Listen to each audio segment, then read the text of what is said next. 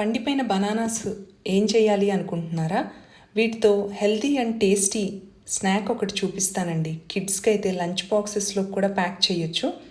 ఈ రెసిపీ కోసం ఒక ప్యాన్లో కొంచెంగా నెయ్యి వేసి బనానాస్ని పీసెస్ కింద కట్ చేసి బాగా కుక్ చేసుకోవాలి. ఇవి కుక్ అయ్యాక 1/2 కప్పు పచ్చి కొబ్బరి, 1/4 కప్పు బొంబాయి రవ్వ కూడా వేసి బాగా ఫ్రై చేసుకుని ఇందులో కలర్ కోసం పసుపు, స్మెల్ కోసం ఇలాచీ పౌడర్, కొంచెం మిల్క్ కూడా వేసి బాగా కుక్ చేసుకున్నాక ఇందులో ఒక బెల్లం పొడి కూడా వేసి అది కరిగాక స్టవ్ ఆఫ్ చేసుకుని ఇలా రౌండ్ బాల్స్ కింద చేసుకుని కొంచెం ఆయిల్ వేసుకుని లైట్ గోల్డెన్ బ్రౌన్ కలర్ వచ్చే వరకు ఫ్రై చేసుకుంటే చాలండి.